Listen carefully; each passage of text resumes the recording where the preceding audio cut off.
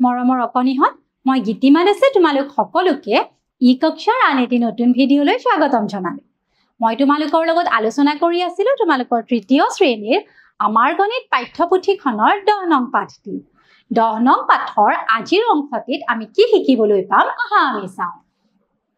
ইয়াতে চোৱা, ইয়াত আমাক প্ৰথমে কি কৈছে, বিভিন্ন ধৰণৰ ঘড়ীৰ লগত চিনাকি হও আহা।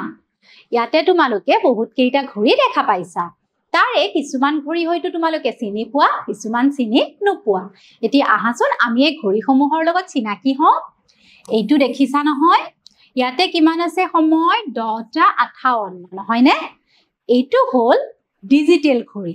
ইয়াত সময়টো এনে ধৰণেৰে সংখ্যাত লিখা হৈ থাকে। এতিয়া এইটোক আমি ক'ব পাৰো বালি ঘড়ী। ইয়াতে তোমালোকে এটা বস্তু মন কৰিছা নিশ্চয়, দেখিছা যে ওপৰৰ পৰা তললৈ এনেদৰে এই বালি বা গুড়াবোৰ পৰি আছে। যেতিয়া আমি কোনো এটা কাম কৰিব বিচাৰিম, ধৰা হ'ল আমাক এটা সময় দিয়া হৈ আছে যে এই কামটো তোমালোকে 2 মিনিট বা 3 মিনিটত কৰিব লাগে, তেনেকুৱা ক্ষেত্ৰত আমি এনে ধৰণৰ ঘড়ী ব্যৱহাৰ কৰিব পাৰোঁ। ইয়াত কি হ'ব, এই গোটেই বালিখিনি যেতিয়া তললৈ গুচি আহিব, তাৰ পাছত আমি এইটো ওলোটাই দিম আৰু এনেদৰে অলপ অলপকে যেতিয়া বালিখিনি পৰি থাকিব, সেইখিনিত সময় লাগিব 2 মিনিট বা 3 মিনিট। আমি প্ৰথমে চাব লাগিব গোটেই বালিখিনি তললৈ আহিবৰ বাবে কিমান সময়ৰ প্ৰয়োজন হয়। যদি 2 মিনিট সময়ৰ প্ৰয়োজন হয়, আমি তেতিয়া 2 মিনিটৰ বাবে কৰিবলগীয়া যিকোনো এটা কামত এই ঘড়ীটো ব্যৱহাৰ কৰিব পাৰিম। তাৰ পাছত এইটো দেখিছা তোমালোকে, এইটো হ'ল ৱাল ঘড়ী। এইটো চোৱা, এইটো হ'ল ষ্টপ ৱাচ, য'ত আমি সময়টো নিৰ্ধাৰণ কৰি ৰাখিব পাৰিম। তাৰ পাছত এইটো দেখিছা এটা মোবাইল, আৰু মোবাইলত সময়টো এনেদৰে উল্লেখ হৈ আছে। এইটো হ'ল মোবাইলত থকা ঘড়ী। আৰু এইটো হ'ল হাত ঘড়ী। এইটো নিশ্চয় সকলোৱে ভালদৰে চিনিবই পাৰিছা। এইবাৰ আহা ইয়াতে কি আছে চাওঁ। ইয়াত কৈছে, মলয়ে গোলকগঞ্জৰ পৰা গুৱাহাটীলৈ অহাৰ বাবে ৰেলৰ টিকট এটা ক্ৰয় কৰিছিল।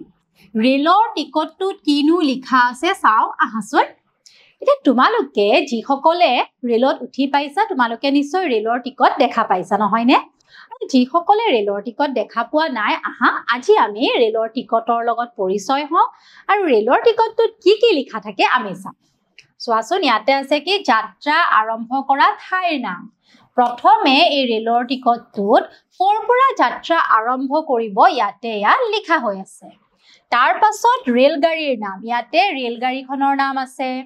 যাত্ৰা আৰম্ভ হ'বলগীয়া তাৰিখ, যিদিনা যাত্ৰা আৰম্ভ হ'ব ইয়াত তাৰিখ আছে। 24 ঘণ্টীয়া ঘড়ীত আৰম্ভৰ সময়, 24 ঘণ্টীয়া ঘড়ীত কেই বজাত যাত্ৰা আৰম্ভ হ'ব ইয়াত লিখা আছে। যাত্ৰা কিমান তাৰিখে শেষ হ'ব এইখিনিত আছে।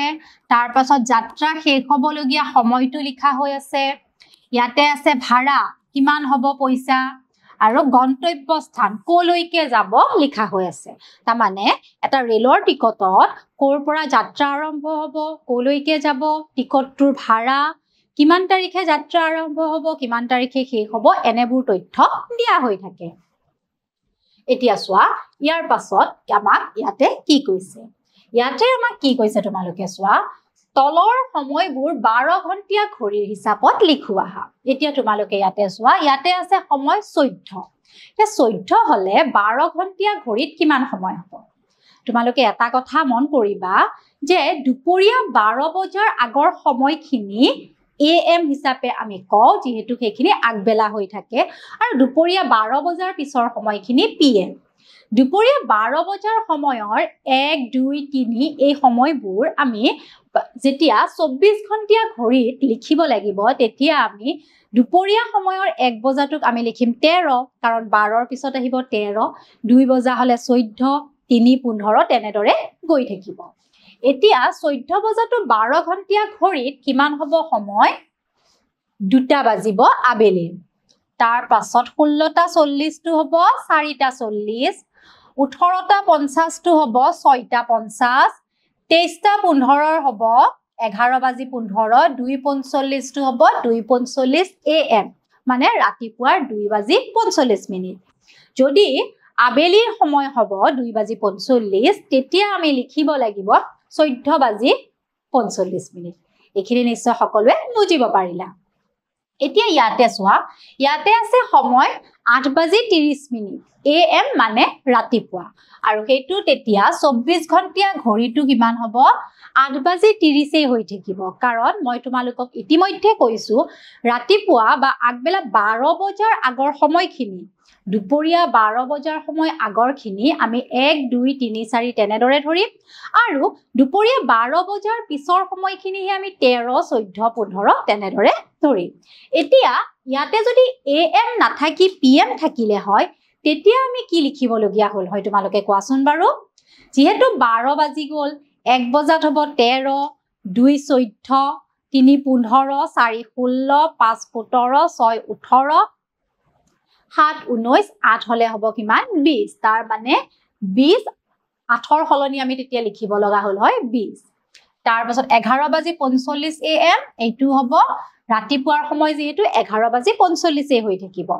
আৰু যদি ইয়াতে PM থাকিলে হয় তেতিয়া আমি লিখিব লগা হল হয় 23 11 হলনি আমি তাত 23 লিখিব লগিয়া হল হয় 1:50 AM এইটো দেখিছা 1:50 হৈ থাকিব 3:40 AM to 3:40 11 AM 11 হৈ থাকিব যদি ইয়াতে PM থাকিলে হয় তেতিয়া আমি 1:50 টো লিখিব লগিয়া হল হয় 13:50 3:40 টো আমি লিখিব লগা হল হয় 15:40 আৰু 11 PM থাকিলে আমি লিখিব লগা হল হয় 23 PM এইখিনি নিশ্চয় এতিয়া সকলোৱে বুজিব পাৰিলা আহা এবাৰ ইয়াত কি দিছে আমি চাও ইয়াতে আমাক কৈছে ছবি চাই কৰো আহা ৰাতিপুৱা 5 বজাত ৰেলগাড়ী এখন কুকুৰাজাৰ ষ্টেচনৰ পৰা যাত্ৰা আৰম্ভ কৰি 30 মিনিট পাছত নিউ বঙাইগাঁও ষ্টেচন পালে ৰেলগাড়ীখন কেই বজাত নিউ বঙাইগাঁও ষ্টেচন পালে এতিয়া চোৱা 5 বজাত কুকুৰাজাৰৰ পৰা যাত্ৰা আৰম্ভ কৰিছিল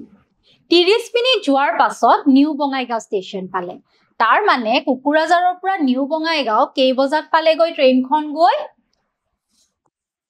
5:30 তাৰ পিছত চোৱা আকৌ ৰেলগাড়ীখনে নিউ বঙাইগাঁও ষ্টেচনৰ পৰা 1 ঘণ্টা 5 মিনিট পাছত বৰপেটা ৰোড ষ্টেচন পালে ৰেলগাড়ীখনে কেই বজাত বৰপেটা ৰোড ষ্টেচন পালে ৰেলগাড়ীখন নিউ বঙাইগাঁও ষ্টেচনত গৈ পাইছিলে 5:30 তাৰ পৰা 1 ঘণ্টা 5 মিনিট যোৱাৰ পাছত বৰপেটা ৰোড পালে 1 ঘণ্টা 5 মিনিট যোৱাৰ পাছত পালে গৈ বৰপেটা ৰোড এটা কেই বজাত ট্ৰেইনখন বৰপেটা ৰোড গৈ পাব ট্ৰেইনখন 6:35 বৰপেটা ৰোড গৈ পাব গতিকে ইয়াত হ'ব 6:35 তাৰ পিছত আকৌ কৈছে আকৌ ৰেলগাড়ীখনে বৰপেটা ৰোড ষ্টেচনৰ পৰা গৈ 7:40 বজাত নলবাৰী ষ্টেচন পালে বৰপেটা ৰোড ষ্টেচনৰ পৰা নলবাৰী ষ্টেচন পাবলৈ কিমান সময় লাগিল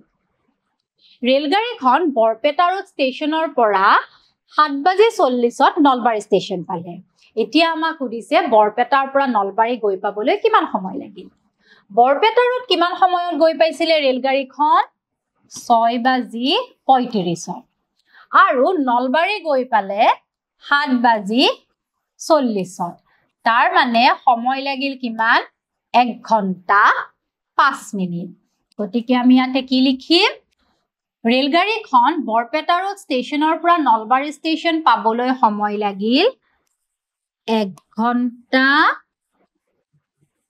5 মিনিট তাৰ পিছত চোৱা এবাৰ কি কৈছে ৰেলগাড়ীখনে নলবাৰী ষ্টেচনৰ পৰা 2 ঘণ্টা 10 মিনিট সময় যোৱাৰ পাছত গুৱাহাটী ষ্টেচন পালে ৰেলগাড়ীখনে গুৱাহাটী ষ্টেচন কেই বজাত পালে তে ৰেলগাড়ীখন নলবাৰীৰ পৰা গুৱাহাটী ষ্টেচন গৈ পাবলৈ 2 ঘণ্টা 10 মিনিট সময় লাগিল তে কেই বজাত গুৱাহাটী পালে এতিয়া তোমালোকে চোৱা নলবাৰী কেই বজাত গৈ পাইছিলে 7:40 আৰু নলবাৰীৰ পৰা গুৱাহাটী গৈ পাবলৈ সময় লাগিল কিমান 2 ঘণ্টা 10 মিনিট তাৰ মানে ৰেলগাড়ীখনে 9:50 মিনিটত গুৱাহাটী ষ্টেচন গৈ পালে আহা ইয়াৰ পাছত কি আছে আমি চাও ইয়াতে কৈছে এবাৰ উৎপাদনৰ তাৰিখ আৰু ম্যাদ উকলাৰ তাৰিখৰ বিষয়ে জানো আহা ৰংমনৰ কাহ হৈ থকা বাবে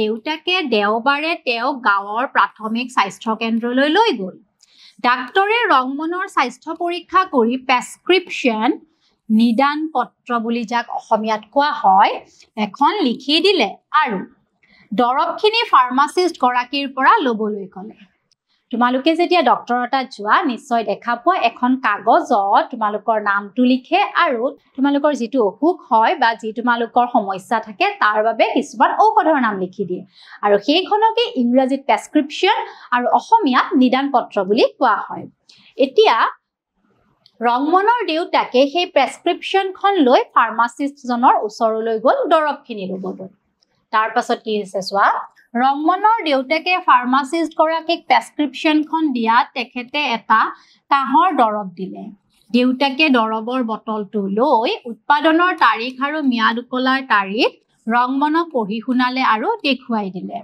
এতিয়া যিকোনো পেকেটত বা বটলত কি থাকে কিছুমান উৎপাদনৰ তাৰিখ আৰু ম্যাদ উকলাৰ তাৰিখ থাকে তোমালোকেও নিশ্চয় দেখা পাইছা কিন্তু তাত কেনেদৰে লিখা থাকে এটা থাকে MFD এইটো হ'ল ইয়াতে যিটো তাৰিখ থাকে সেইটো হয় উৎপাদনৰ তাৰিখ আৰু থাকে EXP এক্সপায়াৰী ডেট ইয়াতে যিটো তাৰিখ থাকে সেইটো হ'ল ম্যাদ উকলাৰ তাৰিখ তাৰ মানে সেই তাৰিখটোৰ পিছত সেই ঔষধটো বা সেই বস্তুটো ব্যৱহাৰ কৰিব নালাগে এতিয়া চোৱাচোন তলত উল্লেখ কৰা বস্তুসমূহৰ উৎপাদনৰ আৰু ম্যাদ উকলাৰ তাৰিখবোৰ চাই তালিকাখন পূৰণ কৰা ইয়াতে চোৱা এই কাহৰ দৰৱটোৰ উৎপাদনৰ তাৰিখ কিমান আছে 9/6/2020 ইয়াতে আমি লিখিলো 9/6/2020 তাৰ পাছত ম্যাদ উকলাৰ তাৰিখ 8/6/2024 তাৰ মানে এই কাহৰ বটলটো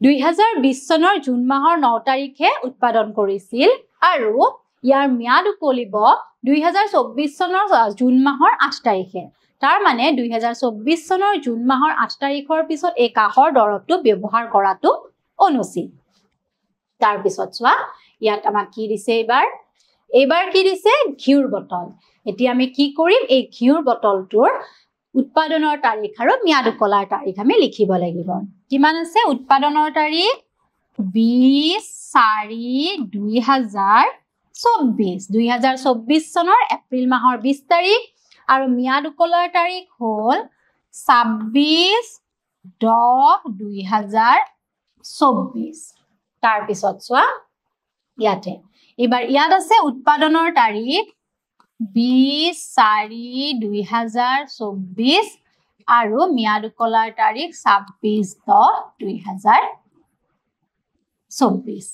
এতিয়া নিশ্চয় সকলোৱে এইখিনিলৈ ভালদৰে বুজিব পাৰিলা আৰু এতিয়াৰ পৰা তোমালোকে যেতিয়া কোনো ধৰণৰ পেকেটত থকা সামগ্ৰী বা বটলত থকা সামগ্ৰী ক্ৰয় কৰিবা বা কিনিবলৈ যাবা তোমালোকে এনে ধৰণৰে উৎপাদনৰ তাৰিখ আৰু ম্যাদ উকলাৰ তাৰিখলৈ মন কৰিবা তোমালোকক মই আকৌ এবাৰ কৈছো উৎপাদনৰ তাৰিখটো লিখা থাকিব এনেদৰে আৰু ম্যাদ উকলাৰ তাৰিখটো লিখা থাকিব এনেদৰে তেনেহলে আজিলৈ মই আহিছো মই পুনৰ আহিম তোমালোকৰ মাজলৈ তোমালোকৰ পাঠ্যপুথিৰ আন এটি নতুন পাঠ লৈ ধন্যবাদ